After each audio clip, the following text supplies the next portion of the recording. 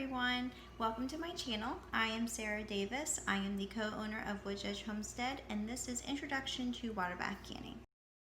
Now, I haven't posted a video in a while because the speaker on my phone went out near the beginning of summer, and every speaker that we ended up putting in there just kept dying or failing within about an hour or two, so it has been very reliable. And even though the microphone was working, I couldn't play things back to edit or anything, so I wanted to be able to play it back and listen to it. So that's the reason why my videos just completely stopped a couple of months ago. But we're back up and running. We finally got me a new phone, so I have a better sound quality. I have a better picture quality now, which is really exciting. And so we're going to start back up. And today is the very first day of fall. So I'm so excited that fall is here and summer is gone. Even though I love growing and I love being in the garden, fall is my favorite time of year, and now people are really starting to can. Most of the things are done in the garden, and so people want to preserve what they have to go into the next year. Now, the first thing that I want to say is we have been canning, or we have been homesteading for just over 5 years now. But this is only my second year of water bath canning, and the reason for that was, even though I was interested in it for many years, there's so much information out there, and there's so many things out there that scare you from doing it that you end up not doing it. At least for me, that's how it was. Every time I looked up information on it and watched videos of it, it just scared me off. It was way too intimidating, so I just never started. And I really wish I had started earlier than what I did, because it's really not that difficult once you get the process down.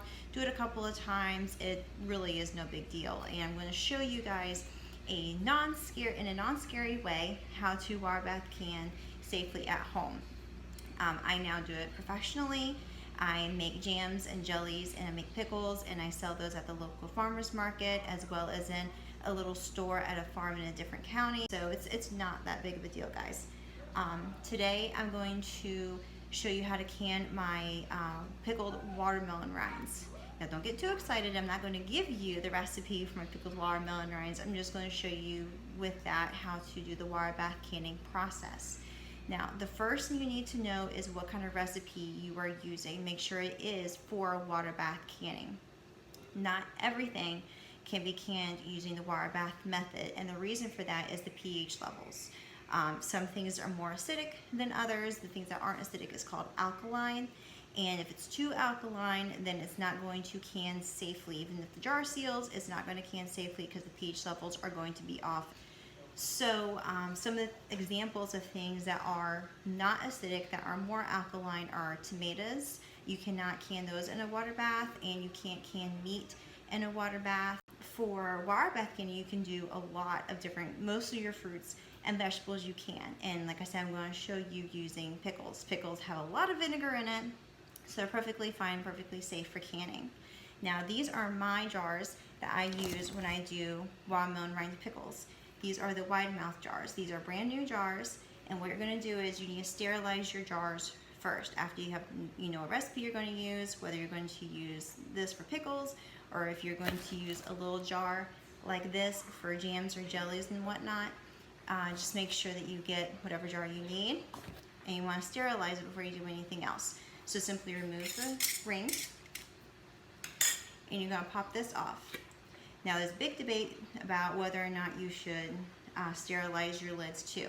Since I do this for my profession, I always sterilize the lids because it doesn't hurt to go the extra step. So I'm going to show you guys now how to sterilize your jars and your lids. Alright, so I filled up my sink with hot soapy water, and I put the jars in there to be sanitized. And once they're all nice and sanitized and done, I'm going to rinse it off with hot water, as hot as I possibly can. That way the jars will not crack. So while that's sanitizing, I have my water bath canner here. All I did was take a stock pot and I put water in it. You can see that I started that first. It's already starting to boil, which is good. You want that very hot to process the jars.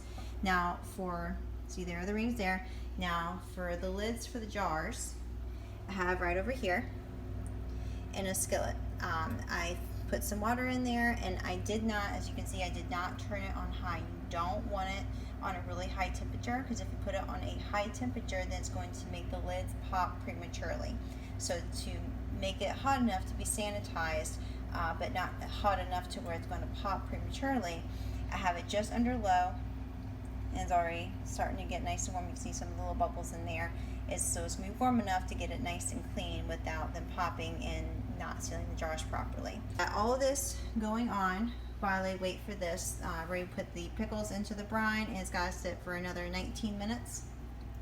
And then I'm going to show you guys how to pack your pickles or your jam, whatever it is, into the jars, and then how to do the water bath canning process. So see you in a few minutes.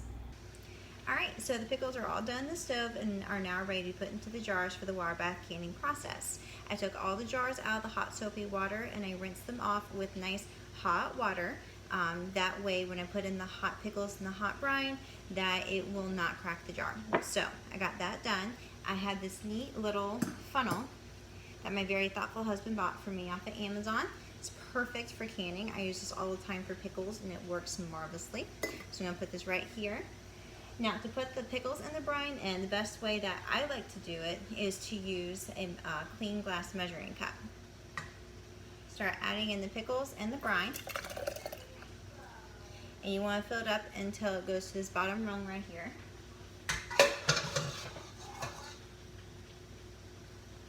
That way you have plenty of head space.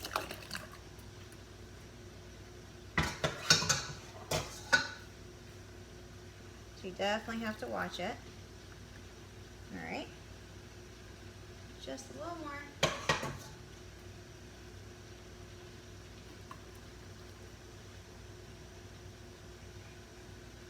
Alright, and the brine will cook down a little bit after it's been in the water bath canner. Alright, now that that's done, I'm going to remove this. Take a paper towel or a cloth. You want to wipe the rims so there's nothing on it. Grab a sanitized lid.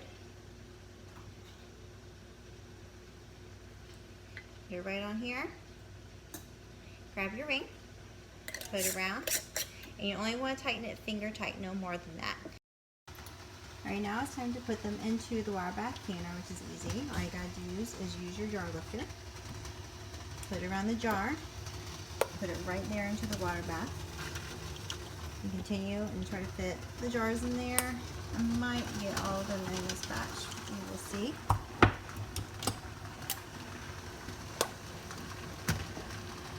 Okay. Now you want to make sure the water level goes about an inch or more above the jar lids, which it is. And make sure I put enough water in there so it didn't go out the sides. But also want to make sure that it covered all the jars perfectly. There we go. Alright, so put in your jar lifter. Fix the lid onto the pot. Set the timer for 10 minutes. Now, times will vary depending on the size of your jars, but typically for quart-sized jars of pickles like that, or if you do pints or half pints, typically the time is between 5 and 10 minutes. Alright, so once the 10 minutes were up, I used my jar lifter and got out all the jars. And now here comes probably the hardest part of the canning process, and that is letting them sit for about 24 hours, because you want to make sure, oh, there goes one popping. You want to make sure they all pop. When you hear that popping sound, then that's when you know that they are sealed and that they are okay and they're good to go, and they will keep for a year to a year and a half. Now, you want to leave them undisturbed, so don't pick them up, don't move them around. You just want to make sure that they seal. Now, for me, the hardest part was knowing and making sure that they had sealed properly, because you can hear the popping, but you can't really be sure which one of them is popping. There goes another one. And so tomorrow, after they've sat for 24 hours, I'm going to check them, and I will show you a very easy way of how to check to make sure your jars have sealed and that they are safe and can be stored for a year. Alright, so the 24-hour waiting period is up now. We can now check all of our jars to make sure that they seal properly. All you have to do to check your jars is to press on the lids. If you press on the lids like this one and it does not flex, it's nice and sturdy, that means your jar is sealed and it's good to go. Now, all you gotta do is tighten the ring and you're done. Just repeat the process on all the jars. Make sure they're all sealed. Looks like all of my jars are sealed and good. So you just type in all the rings on them. Now, if you have a jar that did not seal, don't panic. You can put it in the refrigerator and it will usually keep 2 to 4 weeks depending on what you made. Usually jam will keep for about 2 weeks. Pickles you can usually keep for about 4 weeks. Alright, so I hope you guys enjoy the video. Be sure you check out my channel, subscribe. I have lots of information on there for homesteading for beginners, so be sure to check it out.